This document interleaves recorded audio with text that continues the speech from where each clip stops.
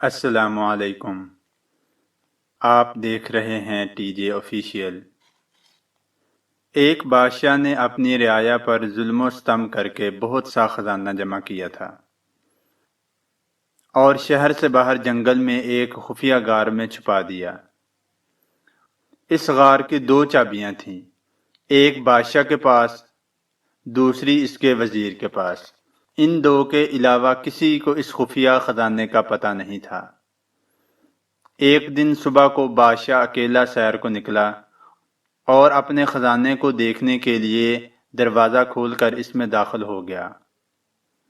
خزانے کے کمروں میں سونے چاندی کے ڈھیر لگے ہوئے تھے، ہیرے جواہرات الماریوں میں سجے ہوئے تھے۔ دنیا کے تمام جواہرات کونے کونے میں بکھرے ہوئے تھے۔ وہ ان کو دیکھ کر بہت خوش ہوا۔ اسی دوران وزیر کا اسی علاقے سے گزر ہوا۔ اس نے خزانے کا دروازہ کھلا دیکھا تو حیران رہ گیا۔ اسے خیال ہوا کہ کل رات جب وہ خزانہ دیکھنے آیا تھا، شاید اس وقت وہ دروازہ بند کرنا بھول گیا ہو۔ اس نے جلدی سے دروازہ باہر سے بند کر دیا۔ ادھر بادشاہ جب اپنے دل پسند خزانے کو دیکھ کر فارغ ہوا تو واپس دروازے پر آیا، لیکن یہ کیا؟ دروازہ تو باہر سے بند تھا۔ اس نے زور زور سے دروازہ پیٹنا اور چیخنا شروع کیا، لیکن افسوس اس کی آواز سننے والا وہاں کوئی نہ تھا۔ وہ لوٹ کر پھر اپنے خزانے کی طرف گیا اور ان سے دل بہلانے کی کوشش کی، لیکن بھوک اور پیاس کی شدت نے اسے تڑپانا شروع کیا۔ وہ پھر بھاگ کر دروازے کی طرف آیا، لیکن وہ بدستور بند تھا۔ وہ زور سے چیخا اور چلایا، لیکن وہاں اس کی فریاد سننے والا کوئی نہ تھا۔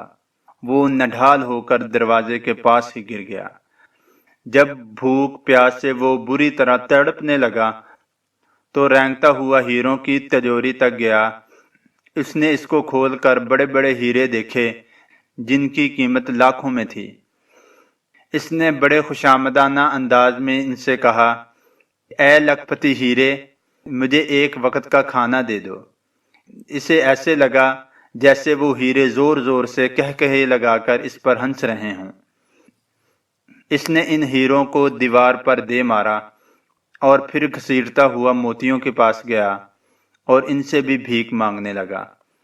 اے آبدار موتیوں، مجھے ایک گلاس پانی دے دو۔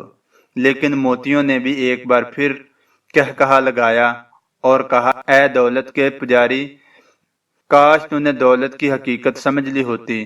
تیری ساری عمر کی کمائی ہوئی دولت تجھے ایک وقت کا کھانا اور پانی بھی نہیں دے سکتی۔ بادشاہ چکرا کر گر گیا۔ جب اسے ہوش آیا تو اس نے سارے ہیرے اور موتی بکھیر کر دیوار کے پاس اپنا بستر بنایا اور اس پر لیٹ گیا۔ وہ دنیا کو ایک پیغام دینا چاہتا تھا، لیکن اس کے پاس کاغذ اور قلم نہیں تھا۔ اس نے پتھر سے اپنی انگلی کچلی اور بہتے ہوئے خون سے دیوار پر کچھ لکھ دیا۔ حکومت عہدے دار بادشاہ کو تلاش کرتے رہے، لیکن بادشاہ نہ ملا۔